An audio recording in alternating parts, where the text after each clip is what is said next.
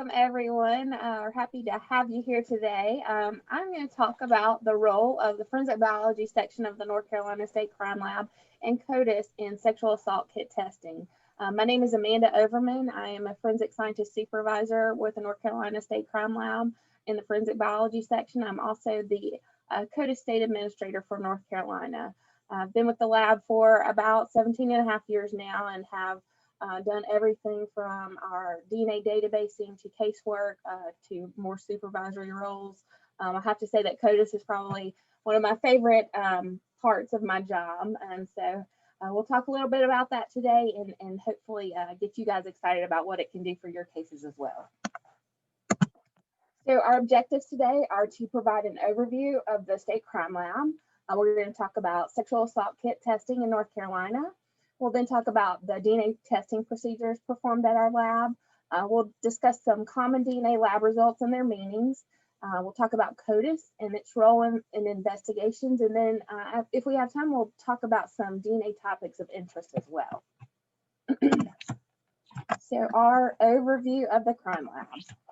The crime lab actually has 3 regional labs. The main lab is in Raleigh. That's the full service lab that has all of the different disciplines of forensic science that are offered by the State Crime Lab system. We also have the Triad Regional Laboratory in Greensboro, and then the Western Regional Lab in Edneyville. The 2 labs that conduct DNA testing are the Raleigh Lab as well as the Western Lab. The forensic biology section as a whole, we have 1 manager, 1 technician, and 24 caseworking scientists, including 4 supervisors in the Raleigh Lab. And then in our Western Lab, we have 8 caseworking scientist positions and 1 supervisor. So now we're going to talk about sexual assault kit testing in North Carolina. Kits on agency shelves had to be inventoried by January 1st of 2018, as many of you are aware. Initial efforts identified approximately 15,000 untested rape kits. Money has been appropriated for the outsourced testing of these kits, and as of August of 2020, about 1,600 of the kits had been tested and sent for outsourced testing. And in addition to that, there's funding for training that's been provided, which is one of the fundings that provides this type of training. So the State Crime Lab and investigating agencies must follow the legislative mandates regarding the testing of these kits as outlined in House Bill 29, which is the Survivor Act of 2019. At this point, I'm sure that your agencies have reviewed that legislation, but if not, I would highly suggest going back to look at the actual law itself and what is required of all of us in order to meet those requirements.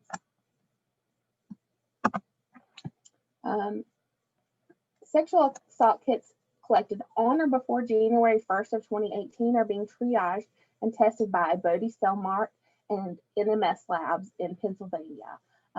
These are our outsourcing laboratories, and actually, currently, the only lab that will be doing our testing is Bodie. NMS has helped us in the past.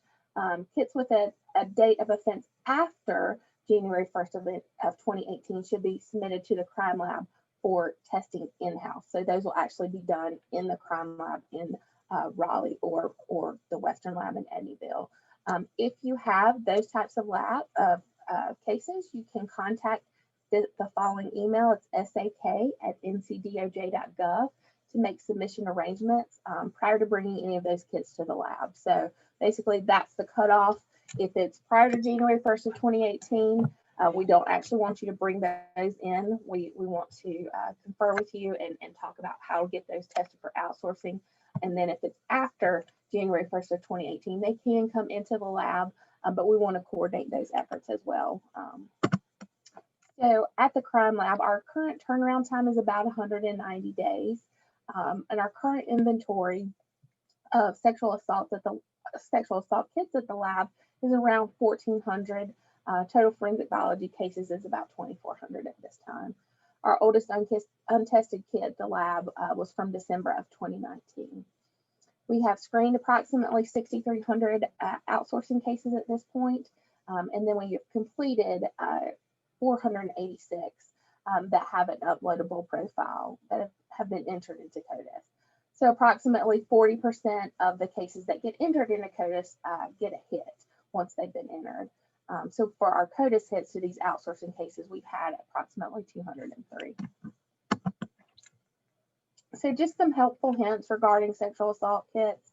A sexual assault kit supplemental submission form is required for every sexual assault kit that's submitted for outsourcing or in-house testing. This is just a supplemental form that has some additional information. You'll still need to fill out the request for laboratory examination or the RFLE, just like you would for any other testing for those in-house tests. But there is a supplemental form as well, just for sexual assaults. Please remember to check the appropriate box regarding if there's clear and convincing evidence that a crime didn't occur. And the form can be found on DOJ's website. You can see the address there, and you'll look for that supplemental submission form. If the date of offense is on or before January 1st of 2018, you'll need to fill out Part B of page 2. And it's important that these forms be filled out as completely and as accurately as possible. This information is what we need in order to get our testing completed. This is an example of what the form looks like, just what you would find at that link. And then that's the Part B, that would be for the outsourcing that we would need in order to send that on. Some additional helpful hints: there will be delays in shipping and testing. And that's just due to the fact that we have a number of law enforcement agencies that are feeding into this project. We're trying to get everybody's kits organized as quickly as possible, but yeah, we're dealing with quite a few kits and quite a few different agencies. So if your kits aren't tested immediately, that is expected. We're trying to work through those situations as quickly as possible. If you encounter any of the following situations, we would like for you to email the SAK at NCDOJ. If your testing is completed and you're not receiving your results or your evidence back within 3 months, we need to know about that. If you're having any issues with the vendor lab, if you have any questions about the reports that you receive from the vendor or the laboratory related to outsourcing, if you have shipped but your cases are missing from your manifest that you received, let us know, and please provide your agency case number for those. So these are just some common situations, some common questions that we've had. If these particular instances happen for you as well, please email the SAK at ncdoj.gov. Like I said before, the SAK at ncdoj.gov, that is your resource. If you have any questions regarding the outsourced kits, please feel free to send something to that email address and you will get a response. So now we're going to switch gears a little bit and talk about DNA testing at the crime lab. I'm trying to not get too sciencey for you guys, but we'll get into science just a little bit to kind of give you an overview of the different types of testing that we do here. So just some updates to our submission policies. We will work cases where the suspect claims consent. That is a change. And we also will work no suspect cases.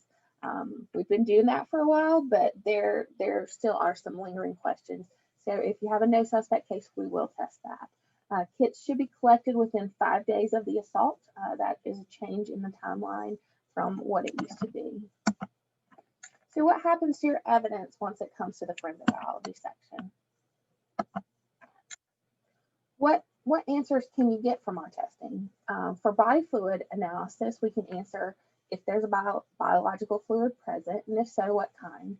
And then for DNA, we can answer if there's a DNA profile present, if the profile is from a male or a female, if the profile is an unknown profile or it's consistent with a reference profile or a standard that you might submit.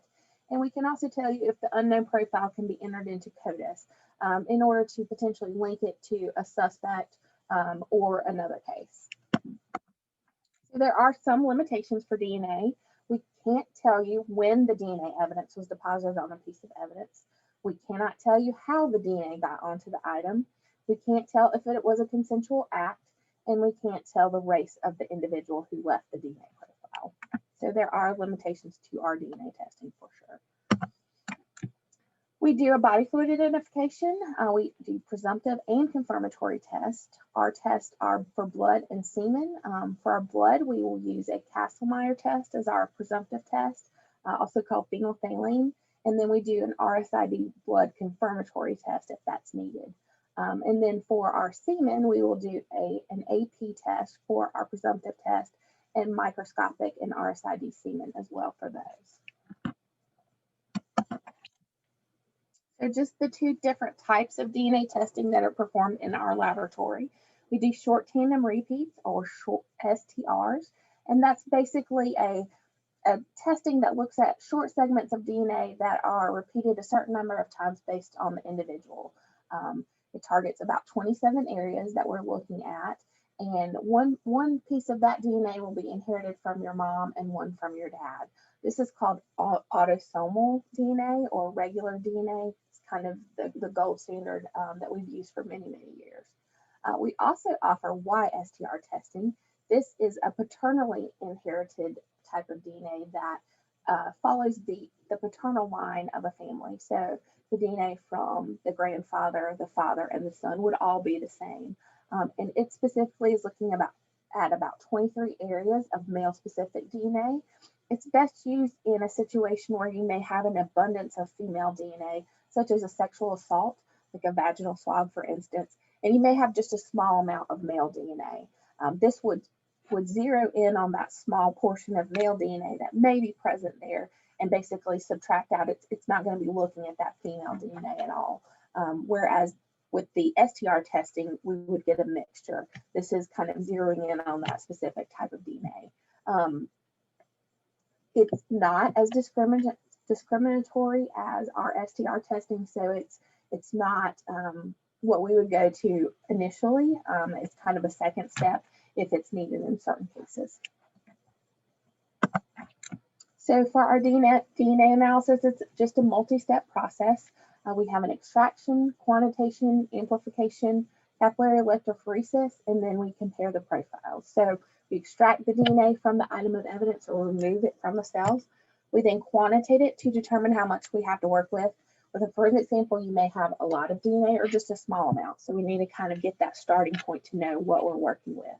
We then do an amplification step where we select specific areas of the DNA where differences exist among individuals, and we make millions and millions of copies of those DNA fragments. The fragments are then injected onto a capillary electrophoresis instrument, which then generates a DNA profile. DNA profile is basically a series of numbers. So those numbers represent those STRs at specific areas. We look at, like we said before, about 27 areas. So we're looking at a set of numbers at each of those 27 areas, and we're comparing one set of numbers to another set to determine whether or not they're the same or different. So after the interpretation, we'll compare the DNA profiles from the question items, and we'll compare those to the known reference samples. So like I said, we're basically just comparing two sets of numbers. We'll determine if the reference sample is standard can be included or excluded as a contributor to that profile. If they're the same, they would be included. If they're different, they would be excluded. If included, we'll do a statistical analysis, basically to tell you how common or rare that profile is in the population. And we're not going to get into the statistics portion a lot. That's one of the more complicated aspects. But if you get a report and you have statistics questions, feel free to call the analyst that issued the report, and they'll be happy to answer any questions that you have. So now we're just going to go through some DNA reporting and kind of give you an idea of what you can expect with that. If the case is outsourced, you'll receive a report from the vendor, and that will be the testing that was actually performed at the vendor lab. If it qualifies for CODIS entry, you'll get a second report from the state crime lab that lets you know which profile was entered into CODIS. If the case is worked by us at the crime lab, you'll receive a report from us, and that will be from the analyst that will outline any results that were obtained in your case. If there's a CODIS hit, you'll receive a second report. It's called a CODIS hit notification, and basically that will include any identifying information if your case hits to a convicted offender or arrestee. And it also contains the contact information if your case has hit to another case. That's provided so that there can be potential collaboration, so you guys can share any kind of investigative information that you've obtained and potentially generate some new investigative leads in the case. Now we're just going to talk a little bit about the the DNA reports and what all these words mean that we like to say in our reports. So these are very general. There may be other wording that you see in the reports that you receive. This is kind of an overview to kind of outline the majority of what you might see. A match is when the DNA profile from the evidence is the same at each of the tested areas when compared to the DNA profile from the standard that's submitted. So those two sets of numbers are the same. Consistent with means that the DNA profile obtained from the evidence is the same at each tested location with results. There are areas where no results were obtained when compared to the standard that was submitted. So basically it means that there may be areas that are missing, but the information that you have there is the same. Cannot be excluded. The DNA profile from the evidence is a mixture of DNA from multiple individuals, and the DNA profile from the standard is a component of that mixture and cannot be excluded as a contributor. Included as a contributor, there are no unexplainable differences between the DNA profile obtained from the evidence and the DNA profile obtained from the standard. So this is just kind of a visual of those inclusionary statements. If you have a match, the blue circle equals the blue circle. It's exactly the same. Consistent with would mean on the evidence profile, there's a portion missing. However, all that we're able to see is the same. And then cannot be excluded. That evidence profile is a mixture. As you can see, it's a mixture of two different boxes. And then the victim's profile, which is the yellow box, and the suspect's profile are both seen in that evidence profile. So those individuals could not be excluded as contributors. Some additional statements, mixture of two contributors. Mixture just means that the DNA profile is being interpreted as containing DNA from two individuals. We can have mixtures of two, we can have mixtures of more than two, depending on how much DNA we see. A major contributor profile. This also applies to mixtures. If we have a mixture where one of the DNA profiles is there in a higher concentration, that would be the major profile or the major contributor. And also we have at the bottom, there are situations where we can assume a contributor. For instance, if we have a sexual assault where we know that those swabs came from the body of that individual, we can assume that she would be a contributor and basically pull her DNA profile out and then make comparisons to what's left over. So assuming that Jane Doe, the donor of the known sample, is one of the sources of DNA from this profile, this item of evidence is an intimate sample from Jane Doe, and the DNA profile obtained from Jane Doe is assumed to be present within that mixture. The profile from Jane Doe is then used to deduce out the DNA profile from that second individual, which can be compared. Excluded as a contributor. When the DNA profile obtained from the evidence was compared to the DNA profile obtained from the standard submitted, there are unexplainable differences between them. So there are those differences there that cannot be explained. Therefore, that person is excluded as a contributor. Inconclusive due to complexity and or insufficient quality of recovered DNA. The DNA profile, a portion of the DNA profile, the minor profile, that was obtained cannot be interpreted. This is due to either too much DNA being present or there's not enough. Neither an inclusion or an exclusion can be made to an inconclusive profile. And one thing that I think is important to point out is that we determine whether or not a profile is able to be interpreted prior to doing any kind of comparisons. So we would determine if the profile is inconclusive prior to making any kind of comparisons to any standards in the case. So basically, we determine the quality of that profile before we make any of those comparisons. So these are just some illustrations of what those exclusionary statements mean. Does not match.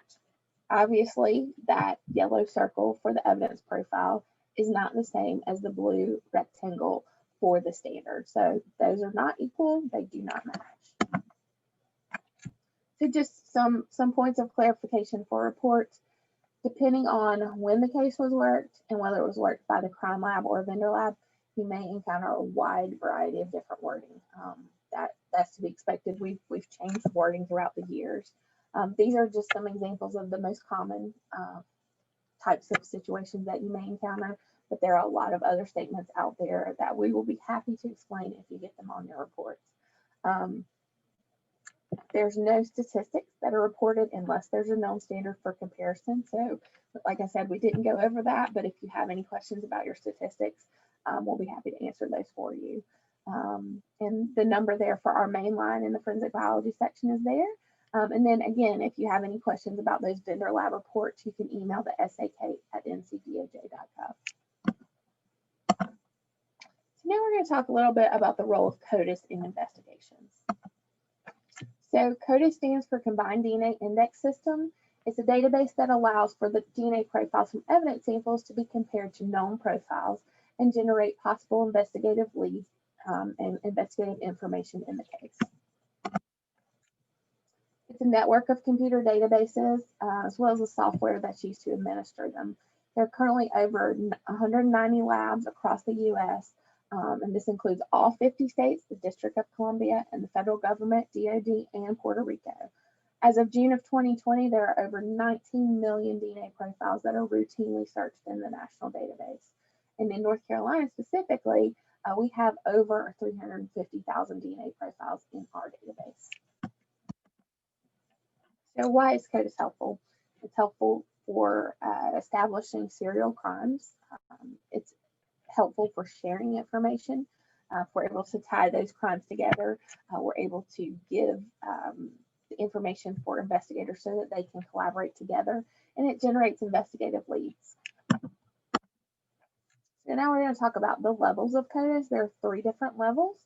There's the national level, which is maintained by the FBI. That's basically the overarching system of CODIS, everything combined together. And then there is the ESTIS, which is the state DNA index system, and that's the North Carolina state database, and that's maintained here in Raleigh. And then there's also a local level of CODIS, or the LDIS. And in North Carolina, the 2 local labs are our Western Regional Lab as well as the Charlotte-Mecklenburg PD Laboratory. So what samples are eligible for CODIS? Unfortunately, we're not able to put everything in. There are certain requirements that have to be met. And that's basically to make sure that we can trust the system and that any hits that we get in there are based off of quality data and are associated with the specific crime. So we have quality requirements. As I said, the profile has to meet certain criteria. There has to be a certain amount of DNA there. And then forensic samples have to have documentation of how they're related to the crime and that they're attributable to the putative perpetrator. So basically, we want to make sure that those samples, we have to have enough documentation from you guys as to why that particular item is associated with the crime. And then we also need to make sure that we're not going to put anyone who wouldn't be associated with the crime into CODIS. So for sexual assault cases, if there is a consenting partner for that victim, if she had consensual sex within a short period of time of the sexual assault, we will need an elimination standard from that consenting partner. And the reason for that is so that we can basically eliminate anyone that was there as a part of a consensual act. We want to make sure that any DNA profile that we develop, that we put in, would be associated with the perpetrator of that crime. So we need to attempt to get those elimination standards if at all possible. And we will request those from you if it's noted that there was a consent partner in the case. Other samples that are eligible for CODIS are arrestee and convicted offender samples. Those are based on the state laws. There are certain samples that are not allowed in CODIS. We do not put the victim standard into CODIS. There is an exception if the victim happens to be, if we're putting them in as a missing person, or if it's unidentified human remains, they can go in, but they're not being searched against criminal profiles or evidence. We don't put those elimination standards in, whether that be for the consensual partner for a sexual assault, or if you have a situation such as a breaking and entering of a home and you've gotten the samples from the homeowner, so we make sure that the DNA that's developed does not come from the homeowner. Those would not go in to CODIS. If the individual is identified as a person of interest in your investigation, I know that varies from department to department, but if your agency has classified that individual as a person of interest, they don't rise to the level of suspect. Those profiles are not entered into CODIS. And then for suspects, they are only allowed at the state level. They do not go into the national level. And those would be the suspect standards that are submitted with the cases. So just some of the different categories of INDIS. We have the arrestee samples and convicted offenders. Those are our known samples that go in. And then there are the unknown samples. We have forensic mixtures, forensic partials, forensic unknowns. Those are your samples from, or your profiles from your items of evidence. And then there's missing person and unidentified human remains for those types of cases. So the missing person would be the standard for the individual. So something like a toothbrush, a personal item that we would know that that profile came from that individual who is missing. And then the unidentified person would be the actual remains themselves, such as bones, tissue, things like that, that are recovered body parts. And then the state DNA index system, we have the arrestee samples, convicted offenders, forensic mixtures, partials and unknowns, our suspect standards, and then our missing person and unidentified person. All of those are maintained at the state level. And then at the local level, we have our evidence samples, suspects, and then missing persons and unidentified human remains. So we'll go through some of the scenarios now, just to kind of see if you think that these profiles should go into CODIS. You have a DNA profile that's developed from a suspected blood collected from the broken window of a home where a breaking or entering occurred. If we have that profile from the blood at that point of entry, do we think that can go in? The answer is yes. If you've got documentation that the window was broken, the homeowner said it was not broken prior to this incident, and that the homeowner also knows that they did not bleed on that particular window, that sample can be attributed to a perpetrator and can go into CODIS. Male DNA profile developed from a swab collected from the victim's rape kit that doesn't match the elimination standard from her husband. The answer is yes on that one. We've done our due diligence. We've gotten the elimination standard, which allows us to know that the profile that's going in could be attributed to the putative perpetrator. A DNA profile from the suspect's shirt that matches the victim. The answer to this one is no. While this is good evidence for your case, obviously, in most cases, the victim's profile should not be on the suspect's shirt. And DNA is useful. This can't go into CODIS because it's the victim's profile, and we don't put the victim's profiles into CODIS. A DNA profile from a cigarette butt from the side of the road. This is a tricky one. It's a maybe. So it really depends on your documentation, and this is where it's very important for you guys to make sure you let us know kind of what's going on with this case. If you have a situation where you're just picking up cigarette butts alongside of I-40, I can test those for DNA, but without some additional information, I can't put them into CODIS. If you have a homicide on the side of I-40, you have a car, the victim's at the scene, and laying close by the victim is a burning cigarette butt that looks like it's obviously freshly left there. Your victim was not a smoker. That can go into CODIS with that documentation that you do believe that was left by the person who probably perpetrated this crime.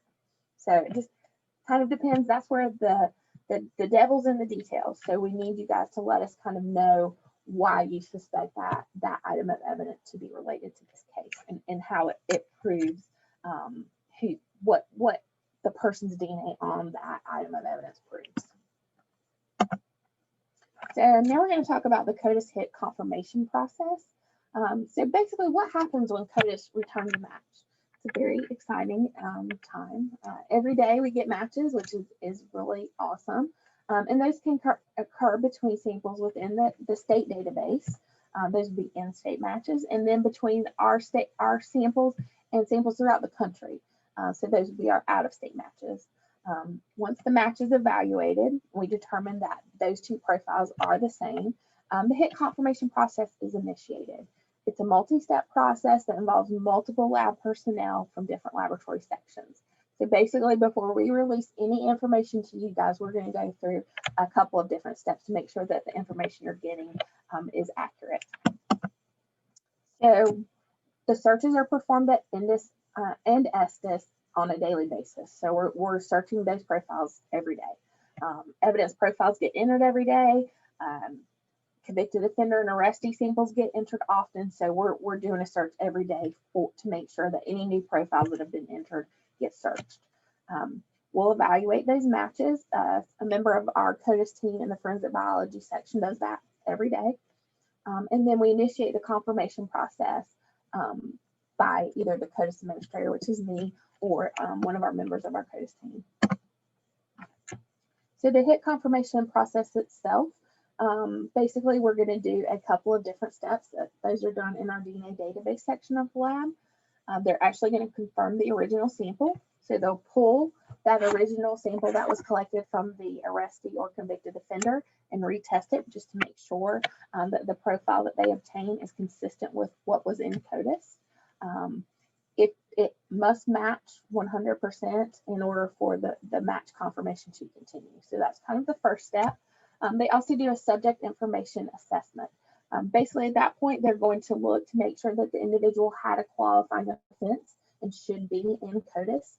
And in addition to that, they're going to determine whether or not that individual was incarcerated at the time that the offense occurred. So basically, it's a check to make sure that this person isn't serving a life sentence in prison when they supposedly were out committing a crime. So that's kind of what we're looking at. And then there's a fingerprint confirmation as well. So when the convicted offender and arrestee samples are collected, there's a thumbprint that goes with those DNA samples. Those thumbprints on those cards are then compared to fingerprints that are on file for that individual. So basically, it's a 3-tier system to make sure that any information that's released to you as a part of this CODIS HIT is valuable and accurate information. So once that process is complete, the forensic biology section will issue a CODIS HIT notification in those cases, and those will be available to you through the FA portal. So we have a couple of different types of hits. We have offender hits and arrestee hits, investigative information, forensic matches, and no matches. The offender and arrestee hits are pretty self-explanatory. Those are hits to your convicted offender and arrestee. Investigative information occurs when you have two cases that are associated with each other, but both cases are solved. And then a forensic hit is two cases that are associated to each other, and one of those cases could potentially be unsolved. So either both cases are unsolved, or one is solved and one is unsolved, but it's an association of cases. And then a no match, obviously, that would be a situation where we've determined, looking at the two DNA profiles, that they are not the same. So a CODIS hit, we use match and hit a lot of times interchangeably, but the CODIS hit is a match that's been confirmed and aids in an investigation. So the real strength in CODIS lies in solving those non-suspect crimes. And the most common types of hits that we do get are to convicted offender and arrestees. So in those reports, we'll go through in just a little bit kind of the information that you get in those CODIS hits. The forensic hits are also very valuable. Those may tie two cases together that were previously unknown to be associated with each other, can prove potential serial nature in crimes, improve escalation and things like that. And basically with those, you're given the information to contact the other agency in order to share investigative leads and collaborate. The majority of the types of cases that we get hits to are sexual assaults and property crimes. There's a good chance if you have a sexual assault or a property crime and we develop a profile that goes into CODIS that you will get a hit. Those are our highest types of hits that we get. One hit can link multiple investigations that may not previously have been associated by another means. We feel like it's an important investigative information, and we are happy to share that information to try to get that collaboration and assistance. So this is just an example of what the offender and arrestee CODIS hit notification looks like. Basically, the first part kind of tells you what got searched, and then in the middle part there, it actually will give you the name of the individual, date of birth, social, SID, and FBI if we have that information. And then the next paragraph is pretty important. This is not a one-to-one comparison for your case. The samples that are in the database as convicted offenders and arrestees are not considered evidence. They basically will just generate an investigative lead. There's no chain of custody associated with them. So that hit can potentially give you probable cause to get a suspect standard from that individual, which is what we're going to need in order to close out the case. So we would need you then to collect that suspect standard, submit that to the lab for additional testing, and then we would compare the suspect standard to the item of evidence, and that's where those statistics are calculated and the report is finalized. And if by chance, especially in like a sexual assault case, the individual that's identified in this particular CODIS hit is to a consent partner, we would need to know that, because the point of CODIS is to associate individuals who possibly committed the crime. If it's the consent partner, we need to know, because we'll need to take that profile out or delete it from CODIS. And then you'll have some additional information if you need to contact us, the numbers that you can call, and the forensic scientists that worked your case. So for our forensic hits and our investigative information, like I said before, this is where your two cases are connected together. And basically, like I said, we will give you the agency, the name of the investigator, and their contact information so that you can potentially get in touch with them and share any information that you both may have. So the CODIS hits are released in FA. You would get those just like you would any kind of other laboratory report. They're going to be addressed to the investigating officer, as well as the chief or sheriff of the agency and the district attorney's office. So all of those individuals have access to those reports and can download them. We also send out a letter from our attorney general, and that is a request for CODIS follow-up. Basically, it kind of outlines the next steps and the need to collaborate in these types of cases. That's also part of your FA packet, but you will get a separate hard copy of that as well. So now I just want to talk about maximizing the capabilities of CODIS for law enforcement. It may give you that probable cause to collect that standard from the identified individual.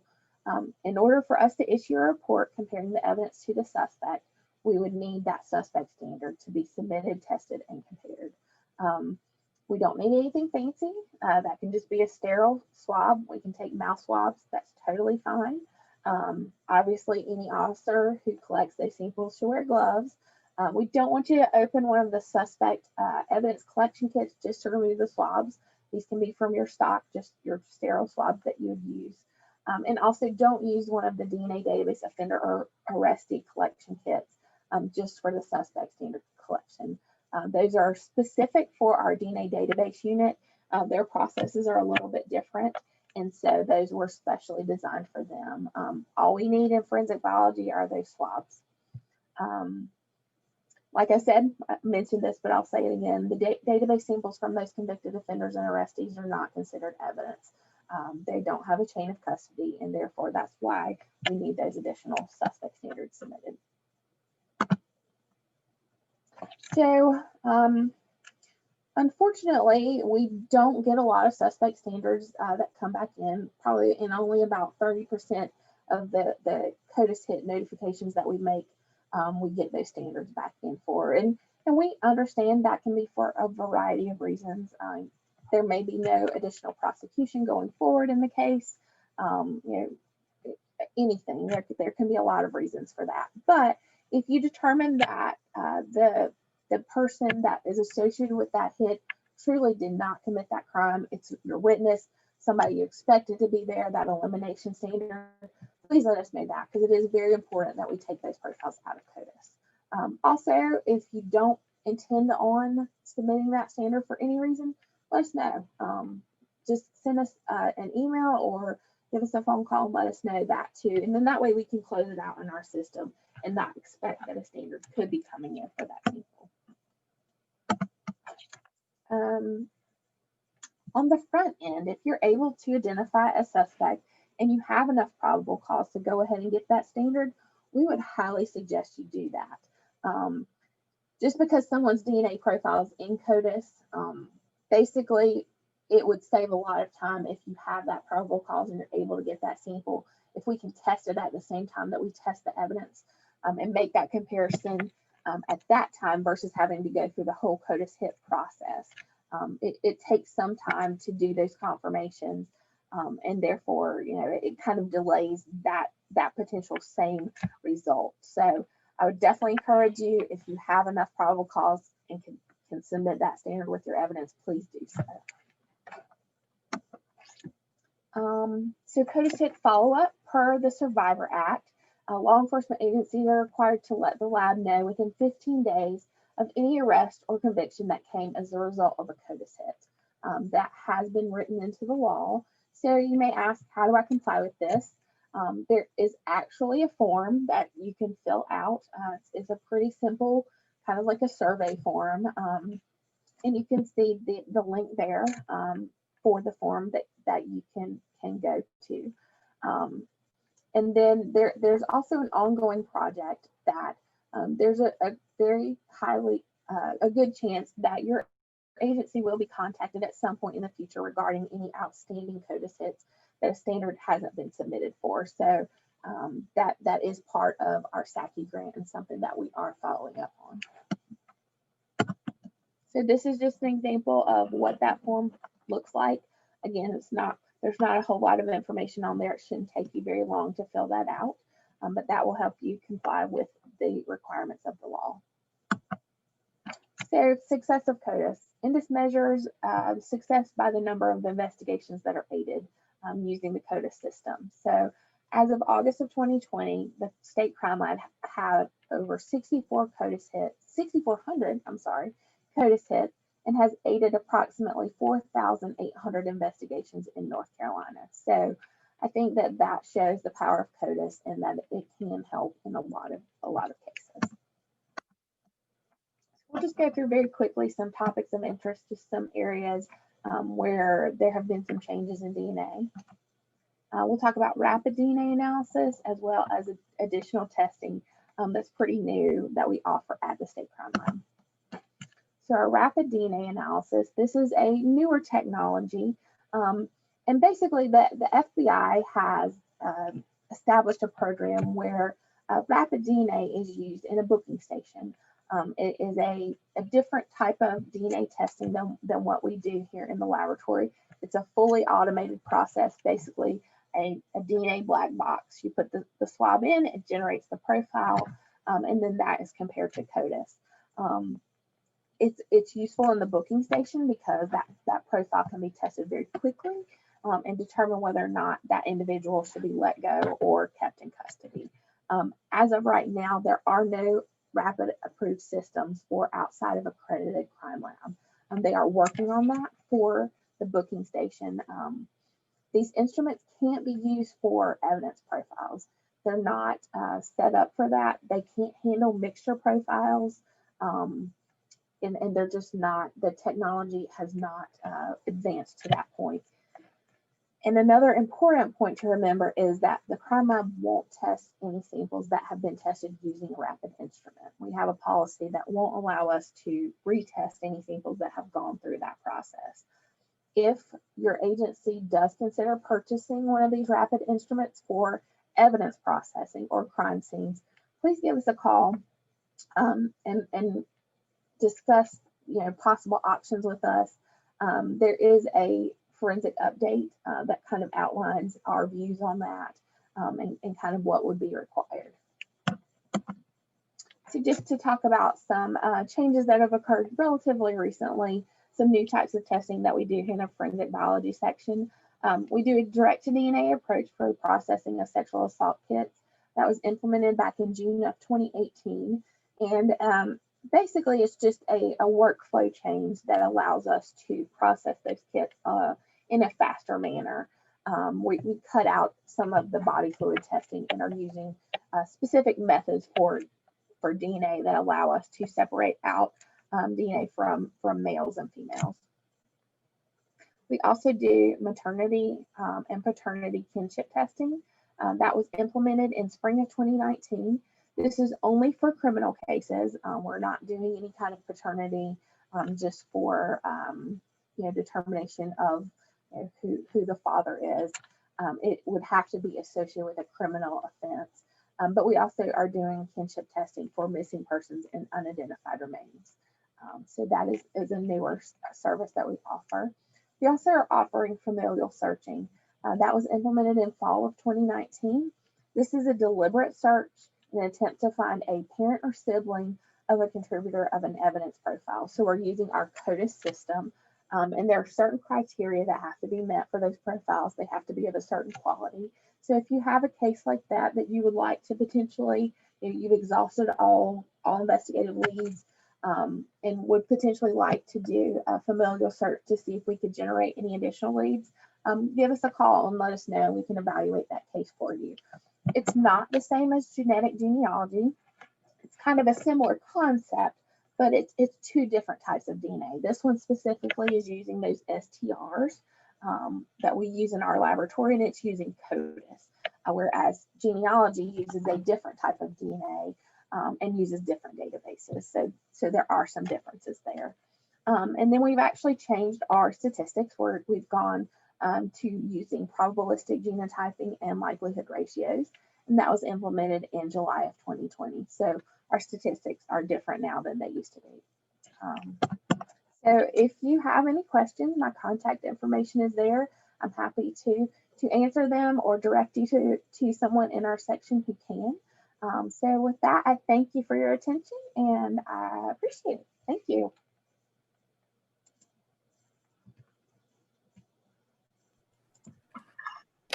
Okay, so I can share my screen now, I guess, and go. Yeah, is mine still up? I can't. No. Okay, good. Oh no, I just see a picture of you. So okay, I guess. Okay. So I'm gonna go ahead and get it set up and get going here in a second. Good deal.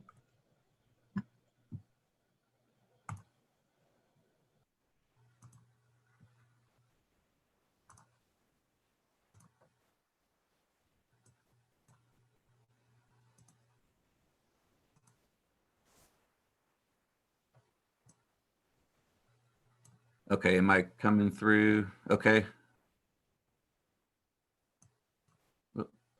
Yes, you look good. Okay. I can see your video and your presentation. Okay, hold on one second. Let me just reorganize here.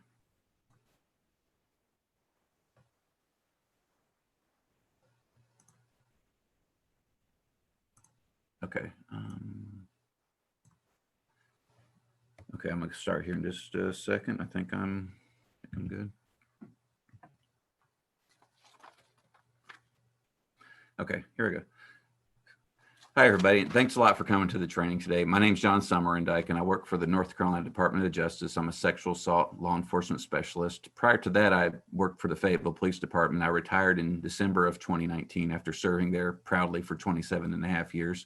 My last 5 years there, I was the lieutenant of the Special Victims Unit, and I was over the cold case sexual assault unit there. All right, so here we go. We're going to talk about cold case rape investigations. Thank you, Attorney General Josh Stein, for giving me a job and letting me do this. Okay, so here's the waiver. Basically, it just says that this project was created using funding from the 2018 SAKI grant, which the state is a recipient of, and that's the Sexual Assault Kit Initiative grant. I can send you this if you want. It basically says if I say or do anything really stupid, it's on me. It's not on the SAKI grant. Okay, so Before I start talking, just want to go ahead and give you a quick intro of what we're going to talk about here. And I do want to apologize. I know this may be a little bit of a refresher for some of you, especially those of you who have been working cold case rape investigations for a period of time.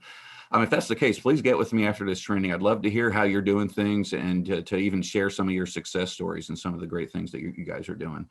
So, if I was a much smarter person and a much more squared away person, I really think I could probably stretch this out to like a 40-hour-a-week course. There's so much to talk about, and I got to cram it in less than 60 minutes here. But wait a second, there is a guy out there that's a lot smarter than me that's done just that. Paul Phelan at the North Carolina Justice Academy has a week-long course. And right now I know things due to the pandemic, they're not doing any live trainings or in-person trainings. So things are kind of on standby, but it's called Basic Sex Crimes and Child Abuse Investigations. I know some of my old troops have went to that course. It's only given twice a year, and it sells out really quick. It fills up really quick, but I've heard some great things about the course. I'd highly recommend it. It really greatly complement what we're going to talk about here today. So, I was trying to think about, okay, I got less than 60 minutes. What can I talk about? There's so much to talk about with regards to cold case rape investigations, but since the purview of this Sexual Assault Kit Initiative grant is to test all of our untested sexual assault kits, the bulk of the investigations you guys are going to be working are going to be CODIS. So I'm going to talk about CODIS. I'm going to give some recommendations of how to work CODIS and how we worked CODIS when I was with Fayetteville.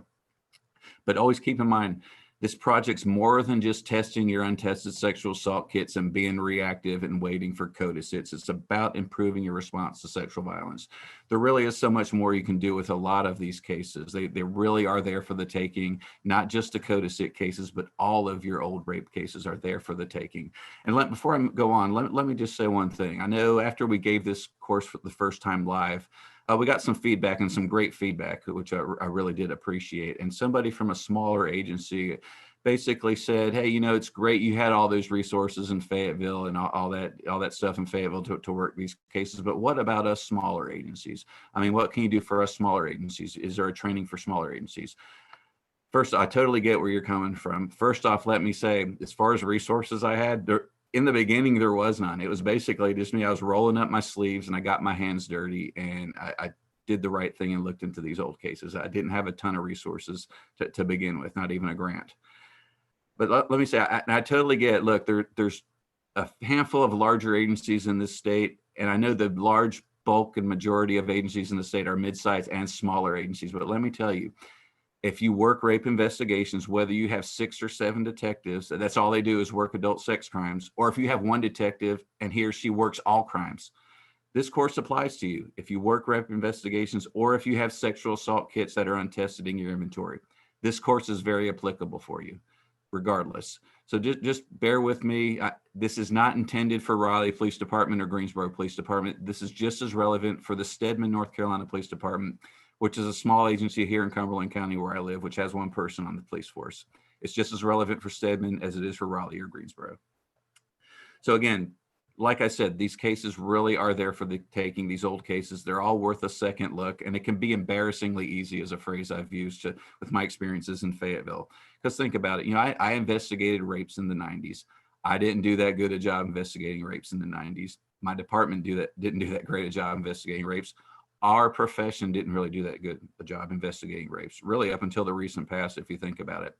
So what that means is that looking back with what we know now, there's a lot more we can do with all of these cases, and embarrassingly easy is a proper phrase to use when it comes to how you can churn out a lot of arrests if you just to make a little bit of effort. Also, in Fayetteville, when I retired in December of 2019, the detectives in the Special Victims Unit there had cleared 55 cases by arrest. 55 cold case rapes were cleared by arrest. Just a small percentage of those arrests were cases where we had an untested sexual assault kit, we sent it off for DNA testing, and then we got a CODIS hit. That was a small percentage of cases. Some of the other cases we had, 6 of those cases were cases where the sexual assault kit was actually sent during the original investigation years ago. A CODIS hit was received by the Fayetteville Police Department, but I could find no evidence anybody at the Fayetteville Police Department did anything with those CODIS hits. Yeah, that didn't just happen in Robeson County. It happened in Fayetteville. I guarantee it happened all over this state and all over this country. If you just take a little bit of effort and look for those cases, they're there waiting for you.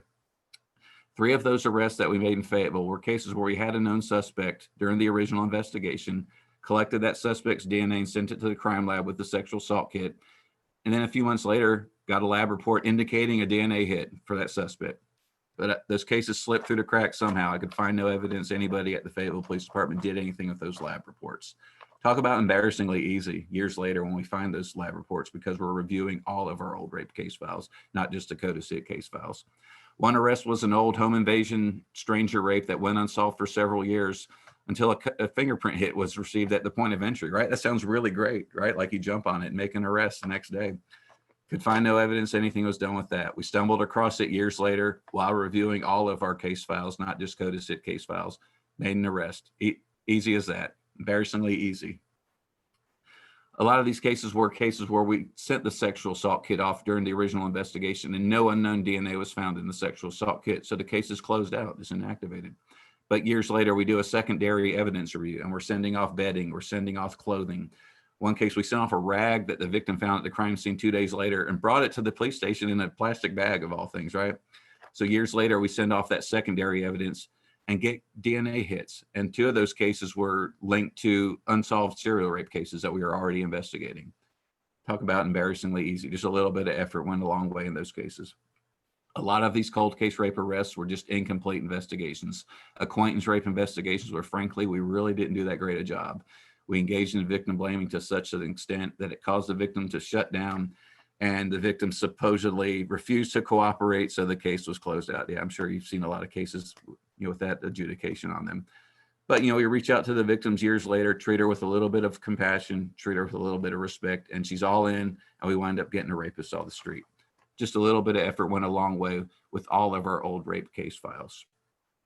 And it's not just about large agencies, like I said earlier. 2 smaller agencies just here in Cumberland County had some pretty good success stories. Hope Mills Police Department recently, we helped them clear a case. It was a 1990 unsolved stranger rape abduction that happened at an ATM machine.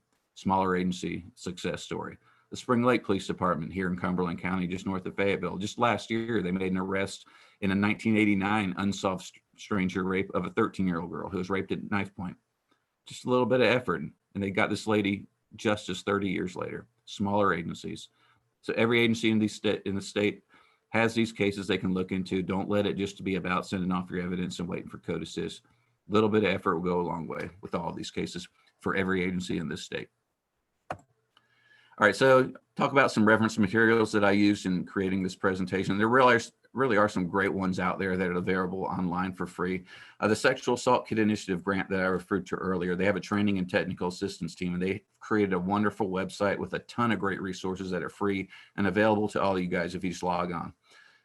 Some of those resource briefs that I used and I recommend you take a look at are cold case sexual assault investigations, some key considerations and recommendations, the prioritizing cold case CODIS hit follow-up, some strategies you guys can use, cold case CODIS hit review and investigation, and cold case sexual assault checklist.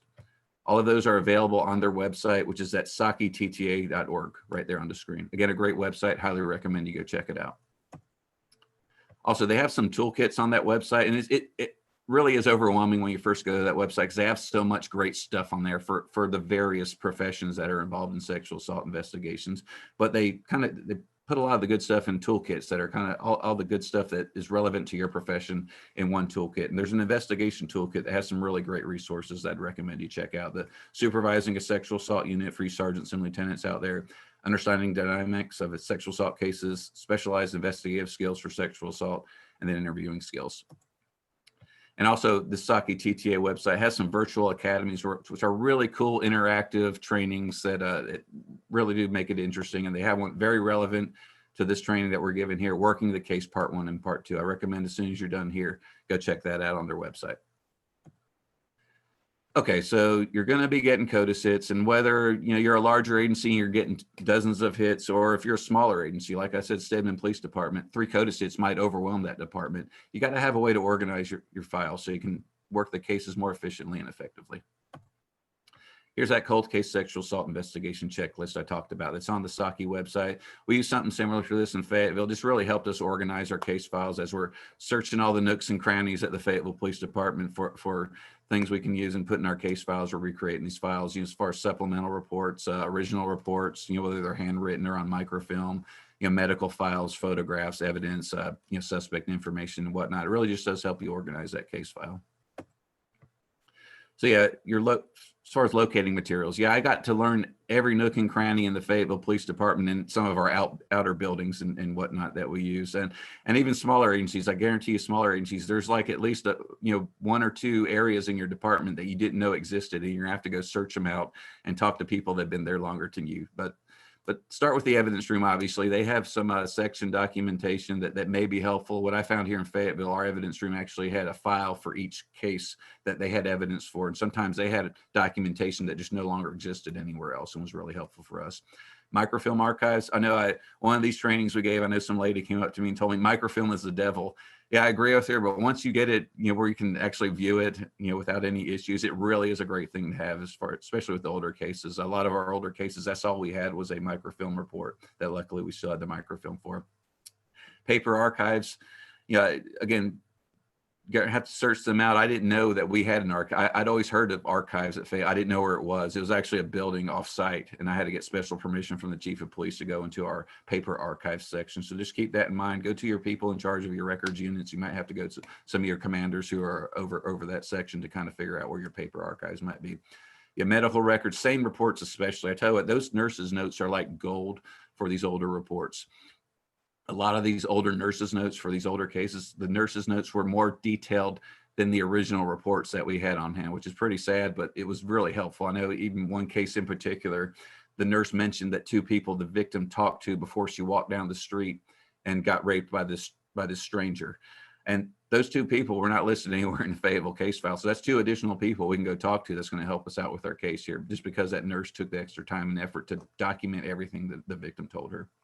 Yeah, forensic technician documentation. I know with us that was kept in a separate area. There's notes as far as the latent prints were in boxes in separate areas, diagrams and things of that nature weren't necessarily kept with the original case file paperwork. It was in a separate area. So you just keep that in mind. You might have to go search out several different areas to put together your case file. Photographs and negatives. Yeah, those again, were kept in our archive section. I know one thing our agency was doing is with like the major cases, the older cases, the major case files, they're starting to filter those out and keep those separate as far as with the older homicides and older rape cases. So just keep that in mind as you're searching for negatives. They may be in a separate area. Mugshot books. So, hey, you old guys out there, you know what I'm talking about here. Anybody born in the 90s or after, this doesn't apply to you, but old guys who are here in the 80s or 90s, mugshot books where we physically had to cut out pictures and literally cut and paste and tape them into books so people would look at hundreds of photographs because we couldn't, we didn't have computers with mugshots on them. Yeah, I stumbled across those, actually some that I actually helped create back in 1991 and 1992 before I was hired. We're still in existence, and we actually were able to use some of those photographs from the 80s and 90s in some of our investigations. Yeah, laserfish. Yeah, when I retired, my department was kind of transitioning, was utilizing laserfish, if you will, as kind of a backup electronic archives. Just keep in mind with that, I think you have to have a separate license for each user. So there might be some licensing issues if you want to get access to laserfish in your department. Yeah, records management system. I'm sure probably every department in this state is using some form of electronic records management system. I don't know of anybody who's still handwriting everything like we did when I came on in 1992 in Fayetteville. But keep in mind, I know with us over the years, we've changed electronic records management systems a couple times over the years to where our current records management system was like from 2007 to the present, but we had an archived electronic records management system that I had to get special access to. I just had to go seek it out from the people who are over that kind of stuff. And then we had an old CCOP database, which was like the old green screen computer that was from 1992 to 1999. So just keep in mind it. And all three of these things, it was different people I had to get to figure out where to get access from it. It wasn't just readily available to me. So when you get all your stuff, when you've searched every nook and cranny of your department and got what you think is everything for that case file that you're recreating, just organize the case file into case documentation, case evidence, and persons associated with the case. And then hit the ground running and go do your investigation. So talking about investigations and case management strategies. So yeah, you're starting to get CODIS hits. You're working cases. So just think about it. When you send off evidence for DNA testing, you have 4 possible outcomes, right? You get that offender or arrestee match, which I'll go over that in more detail shortly here. The case-to-case match, the 2 cases that hit off of each other. I know in Fayetteville, about 15% of our CODIS hits were case-to-case matches, and they're nice, and you prefer to get the offender match, but case-to-case matches are pretty good. Just remember, it's going to be the forensic hits or the investigative information matches. And when you get those, you'll basically the CODIS report will read to contact this person in this agency, reference this case number. And a lot of times it's going to be your own agency. I know I got some case-to-case match CODIS reports that report number 1 told me to contact me, reference report number 2, which I was over. So it read a little funny, and a lot of your case-to-case hits are going to be to your own cases. But that's nice. That's how you develop serial rape cases and arrest suspects. But for those that are for outside agencies, you're hitting off an outside agency's case, just get with that contact person, exchange case files, maybe start a joint investigation if you think it's worth it, or if you're going to be able to develop some additional leads, and conduct an review, follow up on any new information or leads that you get. So you also may have unknown DNA located in that sexual assault kit, but it's not CODIS eligible. You'll see that phrase, something to the effect, may be suitable for YSTR testing. Remember, that's something Amanda Overman talked about in her training. Just keep in mind, you're gonna have to have a known suspect to do the YSTR testing. You're gonna have to collect a known suspect DNA standard from him. But with these cases, still conduct a thorough evidence review. Look for the bedding, the clothing, the rag, the chewing gum found, at the back door of the crime scene. And keep in mind, there's other types of DNA testing that can be done, including touch DNA testing. I know in Fayetteville, our arson squad, I wish I could take credit for this, but our arson squad actually used touch DNA on a rock found at the crime scene of an arson and got a CODIS hit off of that to solve an arson. So yeah, it's really, the DNA technology really has come a long way. So again, it's just worth a second look for cases where you don't get a CODIS hit to see what else can be done with DNA. And then finally, just see if you can link this case to other cases through MO. Keep some sort of database, spreadsheet, however you got to take notes or to link cases together, and see if you can link cases that way. If you don't have DNA, sometimes it's just an old school rape investigation and you don't have the benefit of DNA to solve cases. And finally, the one we don't like at all, where there's no DNA whatsoever, but still it's worth taking a second look at that case file, just see if there's anything that jumps out at you that can do that wasn't done before. Do that thorough review of the file. If you need to contact the victim, witnesses, there might be other evidence that can be tested, or maybe you can link this to another case through MO. Okay, so you're getting CODIS hits, and again, whether you're a large agency, you're getting dozens of them, or if you're a smaller agency, like I said, 3 or 4 CODIS hits might overwhelm you, and I get that and totally appreciate that. You're going to need a way, either way, you're going to need a way to prioritize those CODIS hits, so you can get on the higher priority cases first, and then get down to the lower priority cases when you have time. So yeah, I know when we were my last summer in Fayetteville in 2019, I mean, we were getting dozens of CODIS hits, and of course, I was the most shorthanded I ever was. I had somebody medically retire, I had somebody leave for a federal job, and then we had like 3 openings, that weren't getting filled anytime soon. So, we were getting a ton of CODIS hits, and I remember my chain of command asking me, "Well, how are you prioritizing CODIS hits?" And I said, I'm not prioritizing anything. We're working them all. I'm giving every detective out their CODIS hits. When they get filled up with CODIS hits, I'm giving my sergeant CODIS hits. When he gets filled up with them, I'm working CODIS hits. But, I quickly learned that is not very practical. That was not a good way of doing business at the Fayetteville Police Department. So we had to start prioritizing cases. And here's just some things you can take into account to move cases into a higher priority category that you need to jump on now, or a lower priority category that doesn't mean forget about and get 2 months later. It just means when you have time from the higher priority cases to get on the lower priority cases. But some factors you can take into account for higher priority cases: if the subject of the CODIS hit is not incarcerated, obviously, yeah, he's still out there, still running around, he's still potentially a danger to the public. So that's a case you'd want to get on. Here's probably my favorite and my pet peeve in Fayetteville: was the subject has at least 1 prior sex crimes arrest. Yeah, if somebody was a registered sex offender for a cold case or a current case that we got in Fayetteville, that was my thoughts. I'd show him no quarter. He's had his chance once. He's a registered sex offender. He got caught for 1. He probably got away with 8 or 9. So when I had somebody like this, we came down on him hard. We showed them no quarter. So that needs to be a higher priority case because he's a serial rapist. So if your subject is incarcerated, but the release date is less than 12 months away, that could seem like a long time, 8, 10, 9 months. But I tell you what, those of you who have worked CODIS hit investigations know that time goes by really quick. You have to track down the victim. That can take a long time, especially if she's out of town. Then you have to track down the suspect. That can take a long time if he's out of town, out of state. You have to go get the suspect, track him down, get his DNA, get it to the crime lab. And sometimes that could take a month or 2 or a little more, maybe, just depending on what's going on with other cases. So yeah, 12 months can come pretty quick. So if he's incarcerated and real estate's less than 12 months away, I'd recommend jumping on those before he gets out there and is a danger to the public.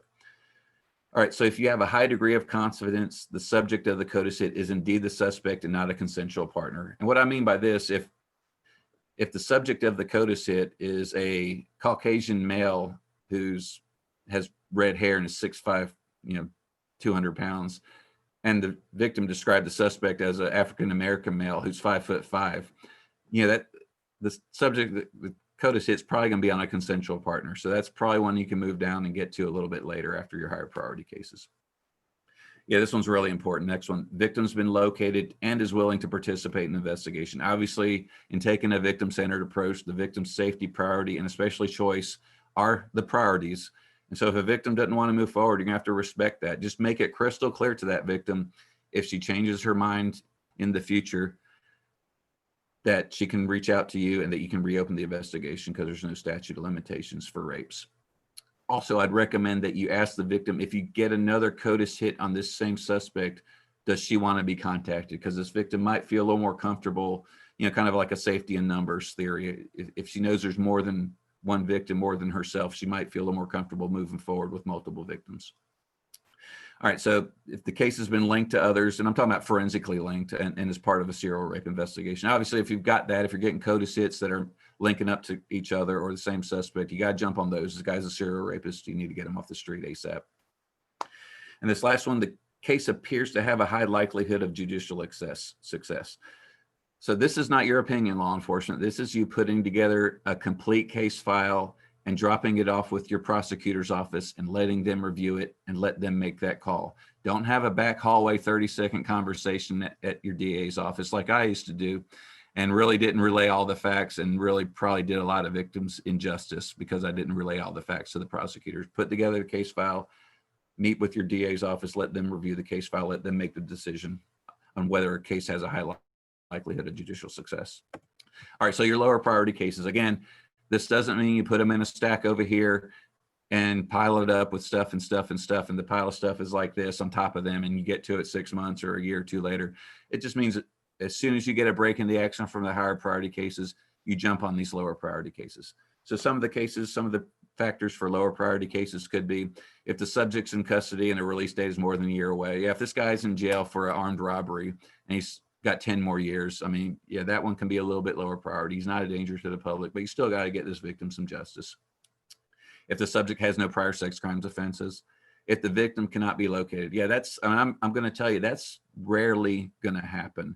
With all the resources we have in law enforcement today, you should be able to locate a very large majority of your victims. And I'll give you a great story. One of the first cold cases we worked back in the spring of 2015, we were trying to locate the victim in New Jersey. And I had to send my detective up to New Jersey, to Orange, New Jersey. So it's a small town in New Jersey. And he got with the Orange, New Jersey Police Department. Somebody helped him, obviously. And they scoured the bushes, beat the bushes, and found this victim living homeless next to some train tracks in Orange, New Jersey. So after that, I pretty much knew we could find anybody we wanted to. And for the most part, that was true. We have the resources, and just with a little bit of effort, you should be able to find most of your victims. But obviously, if you can't find the victim, you can't move forward with the case. All right, if it's possible the suspect's a consensual partner, again, the example I gave before, if it looks like it's going to be a consensual partner, that can be a lower priority case. The case is not linked to any other case, any other rapes. If it appears to be a standalone rape, at least on the surface, it's not identified as a serial rape case. And I put yet because, in my opinion, I've read about every rape case file in the Fayetteville Police Department that still exists going back to the 80s. I come to the conclusion every rapist is a serial rapist. But if it hasn't been identified as a serial rape, if it appears to stand alone, that can be placed as a lower priority for the time being. And then finally, if after conferring with your prosecutor's office, remember, give them a complete case file, the case appears just to have a reasonable likelihood of judicial success, that could be maybe made a little bit lower. Okay, so you've got your priority order, you've got your higher priority cases locked and loaded, you're ready to roll, to go hit the ground running and work these cases. What about a protocol? I highly, highly recommend you have a written CODIS hit investigation protocol. We had one in Fayetteville. We actually created it with the help of the Sexual Assault Kit Initiative Training and Technical Assistance team. There's really some great people on that team.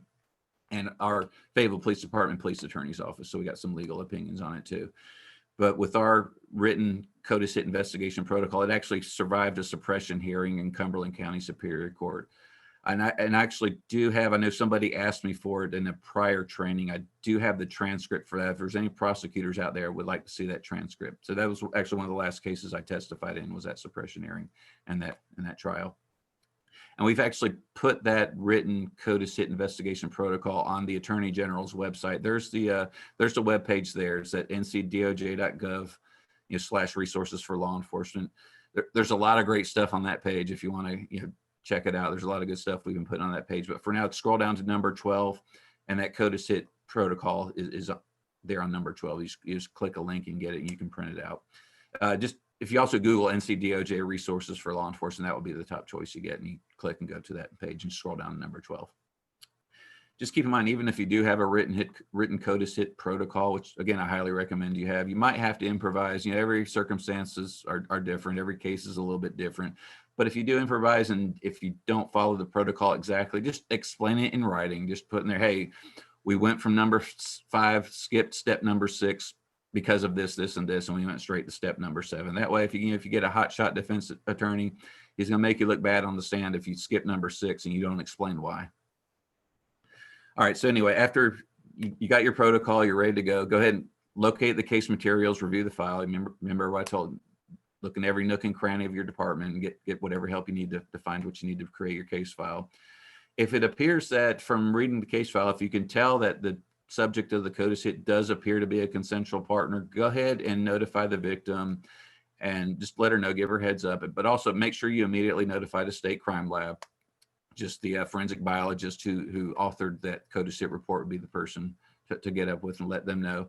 But also go ahead and take a look at the case file, see if there's any other investigative opportunities there for you. Remember the secondary evidence, see if there's bedding, clothing, or chewing gum, or a rag or something that you can send off for DNA testing. Or even if you reach out to the victim and they appear to be interested in reinvestigating the case, just start talking to folks again, talk to witnesses, talk to the victim again, talk to the suspect if he's named, and go from there. You might be surprised with the results, even though you don't have a CODIS hit. Anyway, so if you're not able to determine right off that it's a consensual partner, that the CODIS hit is of a consensual partner, go ahead and track down the victim and use all your available resources. Remember, if you have to go to next to some train tracks in Orange, New Jersey to locate the victim, that's what you're gonna have to do. And then schedule that in-person interview. But I totally get right now we're in the middle of a pandemic with COVID-19. Travel is extremely limited. And I get it with a lot of departments. You don't have an unlimited travel budget. It's expensive. I mean, you could drop $700-800 per trip very easily. And a lot of departments don't have that. If that's the case, go ahead and get other agencies to help you out with it. I mean, I would prefer my detectives talk to the victim in person, but if you just absolutely can't and you have to get another agency involved, do that. There's a lot of SAKI grant sites nationwide, almost in every state. I think there's about 80 SAKI grant sites. My preference, if it was me, I would prefer to reach out to one of those SAKI sites to see if they can help out. If not, I'd probably maybe see if a state agency can help you, or a county agency or whatnot. Just try to get the best help available, starting with those fellow SAKI sites, that we have several nationwide. But I totally get you're not going to be able to do it in person, likely, especially now. All right, so get a contemporary picture of the subject of the CODIS hit. By that, I mean a picture as close to the time of the rape as possible. And let me give you a warning. Don't get a current driver's license picture for a rape that happened in 1990. And you might be laughing, but I'll give you a warning. And this was an out-of-state case. This did not happen in North Carolina, but it's probably 2 or 3 years ago. And it was an older case. It was probably at least 20 or 25 years old as a rape case, unknown suspect. Got a CODIS hit. They went and got a current driver's license picture of the suspect, showed it to the victim. She said, no, I don't know him. I've never had sex with him. They got a current driver's license picture of the victim, showed it to the suspect. He said, no, I don't know her. I've never had sex with her. They get to trial. He's charged. He's arrested, charged with the rape. They get to trial. And somehow something happens in the courtroom and the victim recognizes the suspect and said, hey, that was my boyfriend at the time. That was my high school boyfriend at the time. And I was having consensual sex with him. He's not the one who raped me. Yeah, talk about, uh-oh. You talking about that guy probably got paid a whole lot of money for this bad arrest. So just make sure you get a contemporary picture of the suspect. And I'll tell you, even with our older cases, we are always able to get at least within 3 years, a picture within 3 years. I think that's the farthest picture we got. The oldest picture we got is like we had a 1990 case, and the closest picture we could find was like a 93 mugshot, and it worked just fine because they pretty much look the same. So it might take a little bit of extra effort. You might have to get some other agencies involved, but make sure it's a contemporary picture, not a current picture for a 20-year-old case. Okay, so you get with the victim, show the victim that picture of the subject of the codicit, ask if the victim knows the subject, and just document that response. I'd recommend don't tell the victim you're showing her a picture of the suspect, or I wouldn't even mention the phrase codicit prior to contacting the victim. And it can kind of convolute things and maybe come up in court, that she was set up to pick the suspect out. And the way I did it when I was reaching out to victims, when I was cold calling victims of codicits, I would just say, hey, look, we formed this cold case unit. We're reviewing case files. We've got yours. I'd just like to meet you to discuss your case file. Nobody ever questioned me on that. Everybody agreed and they were good with it. Imagine if you had a victim that just outright demanded to know what was going on. You could tell her, you maybe have a possible lead. We really do need to talk to you, and leave it at that. But I wouldn't recommend you have a codicit or that you're showing her the picture of the suspect. Just ask her if you know this subject from anywhere. And again, and this will happen a lot too, the victim will say, hey, yeah, that's the guy who raped me. She'll identify him as the rapist. That is not an identification procedure. Do not go out and make an arrest. That is not an identification procedure. You still have to go through the codicit protocol process. On the flip side, if the victim identifies the subject of the codicit as a consensual partner, again, no DNA collection required. Just make sure you notify the state crime lab as soon as possible so that DNA can be taken out of CODIS. But then again, go ahead and review the file for any other investigative leads and work it as appropriate. If you're moving forward with the codicit protocol process, go ahead and explain the process to the victim of confirming the codicit, and keep the victim in the loop. Let her know every time you're doing something. Keep her in the loop and let her know what's going on with the case. And offer advocate contact. And this is regardless of where the victim lives now. So just keep in mind, for victims you have that live in North Carolina, the North Carolina Coalition Against Sexual Assault, NCCASA, they have a great website, and they actually have the addresses and contact phone numbers for all the rape crisis centers here in North Carolina.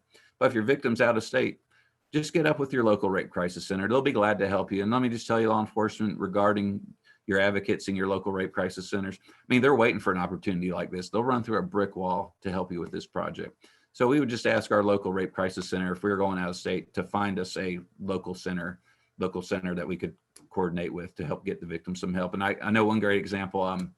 We went to some very small little town in Arkansas. I mean, Little Rock, Arkansas is probably the only town I know, but it was like some little podunk, small backwoods county in Arkansas to go interview the victim. But one of our advocates here at Rape Crisis Cumberland County, Z, and she's actually from England, so she was finding us an advocacy center in Arkansas, which, I kind of like that better, I think. But Z found us a rape crisis center in this small town, Arkansas, and we coordinated directly with them to meet the victim there, to interview her, and then we got her the resources she needed there locally. So it wasn't an inconvenience for her contacting somebody out of state or out of town to get the help she needed. Okay, so you're done with the victim. Go ahead, gather your intel on the suspect, locate him. Again, sometimes they're going to be in prison and you'll have to go through some of the protocols I'm sure you're familiar with to have a prison interview and to get help getting his DNA and whatnot. Go ahead and get all the intel, locate your suspect, get that contemporary picture of the victim. We would typically just try to get a photograph from the victim as close to the time of his rape as possible. Just keep in mind, verify with the victim that she did indeed look like that, especially like the hairstyle or hair color. I mean, if the victim, she could have had short blonde hair at the time of the rape, and just, 1 year later, it could be long and black. And so that would kind of, defeat the purpose of getting this picture that looks like her, as close as you can. So just confirm that with the victim when you get that photograph of her. Get these contemporary pictures of the crime scene if you can. I mean, if it happened, at an apartment complex, maybe a picture of the front of the apartment complex and then inside the apartment where it happened, or if it happened, behind the Winn-Dixie shopping center, a picture of the front of the Winn-Dixie, and then, a picture of the dumpster, where the rape happened, just things of that nature to help you out with the next part of the process. And when you're printing out these pictures, leave some space below the pictures for writing. I'll explain that in just a second. So before you approach the suspect, just like with your current rape cases, you're going to identify your interview strategy, get your game plan together, whether it's one or two of you, however you do that, tag team them. Just get your game plan together and your interview strategy before you approach the suspect, just like you would with the current case. And then plan how you're going to record the interview, whether it's, obviously the preference would be video, but I get it. Sometimes you're just meeting these guys in the parking lot or something, or at their job, and you might not have a video recorder, but at the very least, get an audio recording on your work cell phone. Don't use your personal cell phone to be doing recordings like this, because then they are subject to being subpoenaed to court. All right, so then you're gonna have to collect the suspect's DNA to do that CODIS hit verification. So get that search warrant. Just keep in mind that a North Carolina search warrant cannot be used out of state. You have no authority out of state. So you're gonna have to coordinate with local law enforcement if your suspect lives out of state for that DNA collection. We never had any problem with that. I know one great example, we even had a very small department in West Virginia. It was the chief of police himself that helped us do the search warrant and collect the search warrant, or collect the DNA from the suspect when we went there to go talk to the suspect.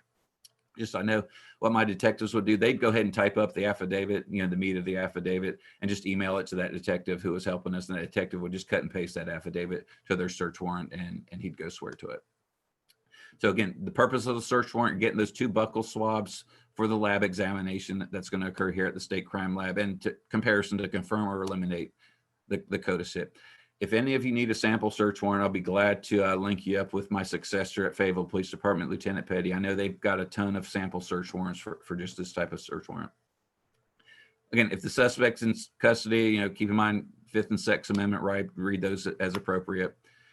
And then get with the suspect, show him the contemporary picture of the victim, ask him if he knows the victim from anywhere and if he's ever had sex with the victim. And if he denies either, go ahead and have him write that on the paper, right? I do not know this lady. I've never had sex with her, and have him date and sign it. Do the same thing with the crime scene picture. If it's the Winn-Dixie on Murchison Road, have him write, I've never been to the Winn-Dixie. I don't know where that is, and date and time and sign it. So you may have to shift gears, and this does happen occasionally. If the suspect admits that the sex encounter was consensual, that the rape was a consensual encounter, just ask for more details about the encounter, just like you would with a current case. There are some, if he had a consensual relationship with this victim, there are some things he should know: the victim's name, maybe a nickname, and other type of personal information, maybe what she drove or where she worked, or some other things about her. So there are some things he should know about her if he's claiming it was a consensual relationship. All right, finally, you got the suspect's DNA, fill out that paperwork, get the suspect buccal swabs to the crime lab. I know for us, we thought it was a priority and we really wanted to get it done, which typically was about every case, we would just drive it up there ourselves and not wait for our evidence section to make their monthly evidence run up there. And that's easier said than done for us. We were only an hour away from the state crime lab in Raleigh. So that was, and I know a lot of you don't have that luxury, but if you're able to get it up there a little quicker than you would for a normal case, I'd go ahead and use that avenue to get it up there. Make sure you're following up, verify those swabs were sent up there. If you don't bring them yourself, verify that they did get up there in the normal course of business with your agency, just to make sure it didn't slip through the cracks for one thing. And so when you call the victim later that day, you 100% absolutely know that's accurate information that you're giving her, that, yeah, the suspect swabs were just brought to the crime lab today and they're beginning the comparison.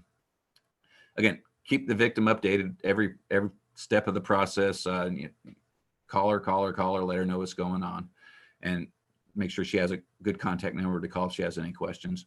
So when you get that CODIS hit confirmation from the state crime lab, obtain the warrants on the suspect. And this was like the lawyers writing this. This is probably the dumbest thing that's going to come out of my mouth today. And there's probably a lot of dumb things, but this is probably the dumbest thing I'm saying. But obtain the warrants on the suspect if appropriate and supported by the evidence. Again, that was lawyers making me put that in there. Yeah, I don't know of one case once you get the CODIS hit verification that you're not going to take out warrants, but that covers you in court, I guess.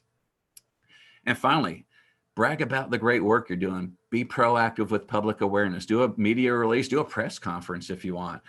It improves the public's confidence in your department. And I tell you what, victims are going to see that press conference. They're going to see you're being proactive, and current victims, past victims, and future victims are going to have more confidence in your department. They're going to be more likely to come forward and to participate in the process and to get rapists off the street. And that's ultimately what you want. Be very proactive with public awareness with your cold cases and current cases. And I guarantee it'll lead you to more arrests and get more rapists off the street. All right, so before I get to my final slides here, just again, can't say enough. These cases can be embarrassingly easy. You heard some of the examples I gave you from our experiences in Fayetteville. It's just going to take time. You know, you hear that phrase, it's not a sprint, it's a marathon. This project is not a marathon. It's a 100-mile ultra marathon, for those of you who are familiar with that is. And I guarantee every single one of you, whether you're a detective, a sergeant, a lieutenant, this project's not going to be done by the time you're promoted or you retire or you move on to something else.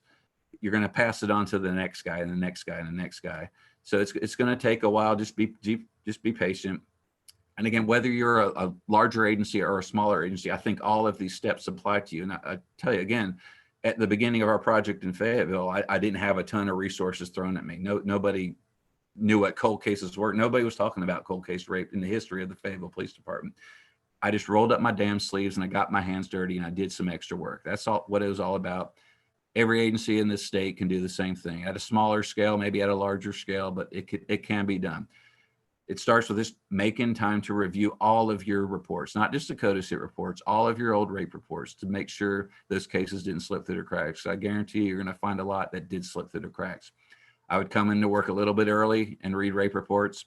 I'd sit at my desk eating lunch, read rape reports, and I'd stay a little bit late and read rape reports. And yeah, I had a lot of other areas of responsibility. When I was first transferred to that unit, I had like 7 or 8 areas of responsibility. I had 38 people under me. So yeah, it wasn't like I had all this time or all these resources. I made the time. So I started with those that we had a sexual assault kit for. At the time, our backlog of untested kits was over 600. And I just went from oldest to newest. Then I started with the unknown stranger rapes, oldest to newest. And then I got to the rest, started with the rest, oldest to newest. I didn't finish all that. I passed it on to my successor, Lieutenant Petty, and he's still doing it. So again, I spent 5 years of my life doing that, reading rape reports, and I didn't finish. I passed it on to the next guy. Again, it's an ultra marathon. It's not a marathon. As I was reviewing these case files, just to keep it simple, and I wasn't recreating case files hundreds of pages long. I basically just printed out the report or got whatever report was available. I read it. I jotted notes on the outside of the folder. So when I got back to it, and a lot of times it was months later, if not a year or two later, when I finally got back to that report, to that folder, I just had a quick reference on the outside, the suspect info description, vehicle info, type of weapon, if it's a known or unknown suspect, whether it's domestic related or not, date, time, location, and the type of incident, like where it happened, that party, if it was in a grass field or a parking lot or a street encounter or things of that nature. Then just eventually had to make time to get to them. Yeah, eventually I did get some additional resources in the form of additional detectives assigned to my unit. But, if you don't, you just eventually make time to get to them. That's all it is. And again, this project is years in the making, years in the making. It's not going to happen overnight, no matter what the size of your department. And finally, don't be afraid to ask for help. I know back in, I think it was like February of 2015, I was first toying with the unit of forming a cold case sexual assault unit. So I Googled cold case sexual assault unit, and 5 of the top 10 choices in Google was the Charlotte-Mecklenburg Police Department right here in North Carolina. And they're only 3 hours from Fayetteville. So they let me come hang out with their unit for a day. And I got some great ideas on how to run our unit, again, at a smaller scale, because Charlotte-Mecklenburg is a much larger department than Fayetteville. But I kind of toned it down a little in smaller scale. I took some of their ideas and incorporated it into what we were doing. Now there are several agencies in North Carolina that are SACI grant recipients that have experience working these cases. Charlotte-Mecklenburg, Fayetteville, Durham Police Department has made some great arrests recently. Greenville PD is a SACI grant recipient. Other agencies have been making arrests without the benefit of grant funding. Winston-Salem, I think Wilmington, Asheville's doing a great job. Get with one of these agencies that has some experience working cold case rapes, and I can link you up with them. I mean, you can probably just Google North Carolina cold case rape arrests and you can see what I'm talking about. Get with these agencies that have experience. They'll be glad to help you. I'll be glad to help you. When I can travel again, when this pandemic's finally over, I'll be glad to come visit you no matter where you are, from Murphy to Manio and everywhere in between. I'll come to you and help you out if you want my help. All right, finally, I know you're getting tired of me yap here. Just want to give you some basic success stories of some of the stuff we did in Fayetteville. And, meanwhile in Fayetteville, I guess is the title of this slide here. So yeah, this was Willie Pearl Mack. We wound up charging him with 5 rapes.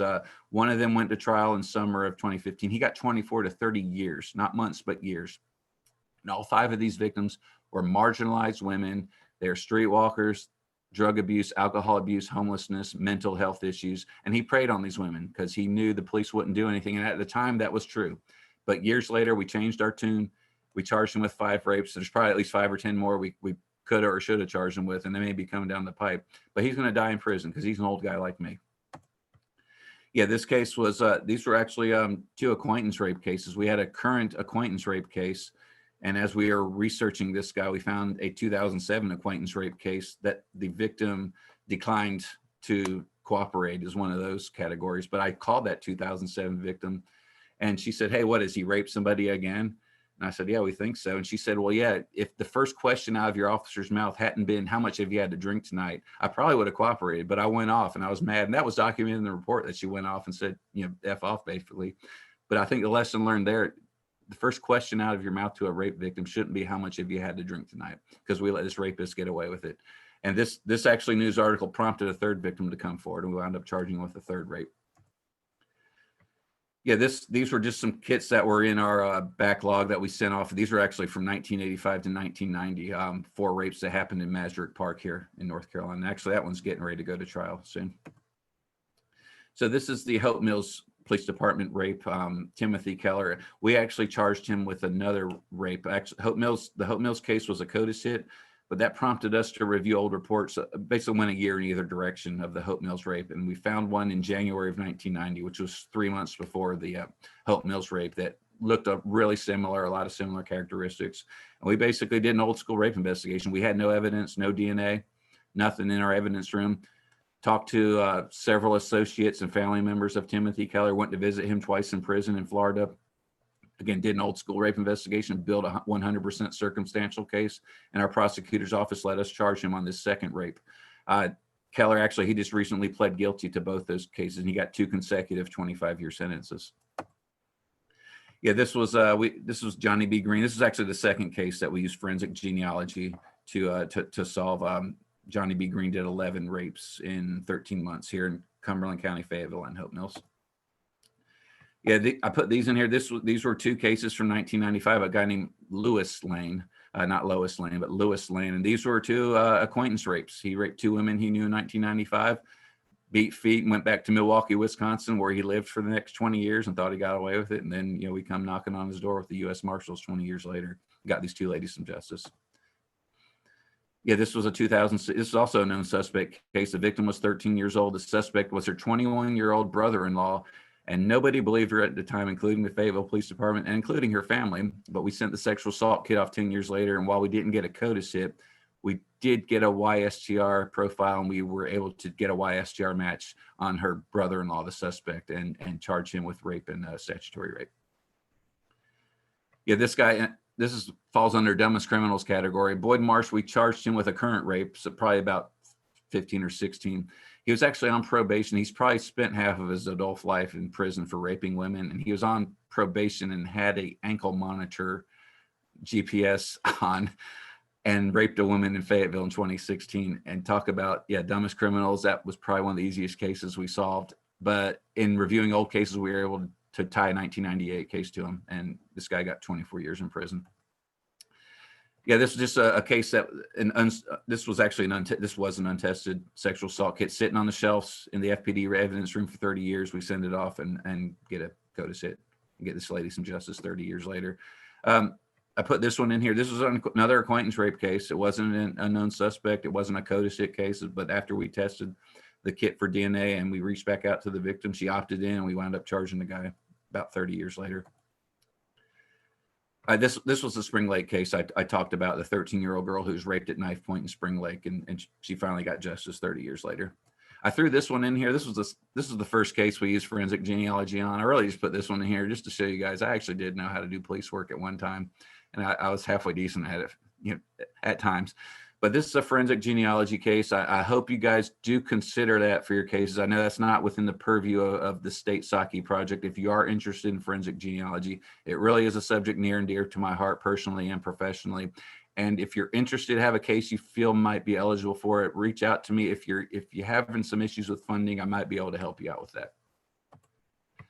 And finally, that's it. Feel free to reach out to me. Again, with the pandemic, I'm not doing a lot of traveling now. I hope to be able to do some traveling maybe later this year. I'll be glad to come see you, but feel free between now and then, call me, email me, text me, whatever. I'll be glad to help you out with whatever you need. Thank you.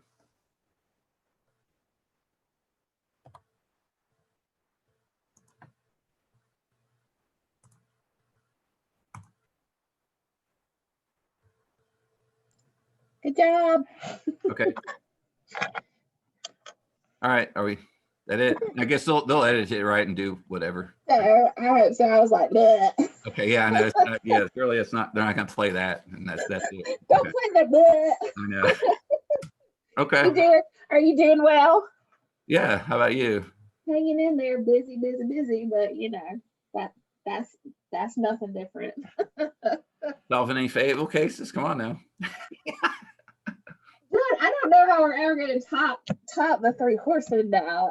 I talked to Petty. I think that was today, and he was telling me that they're making progress, which I think is great. Yeah, it sounds like they have at least one of the other guys potentially identified. It's just he's deceased, and that there's just I think it's just basically I didn't get details, but I'm guessing they've been talking to a lot of people. Yeah, it sounds like they're definitely making progress. But no, we haven't gotten anything else exciting lately. So Okay.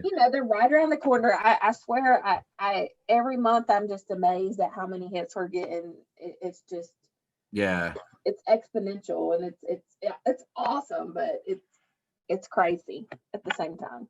It is exciting. So all right, well I guess we just go. I think so. Well, it's okay. Good talking to you. Take care. We'll talk to you soon. All right, see you. Bye. Bye, Juliet, if you're still there. Bye. Bye, Juliet.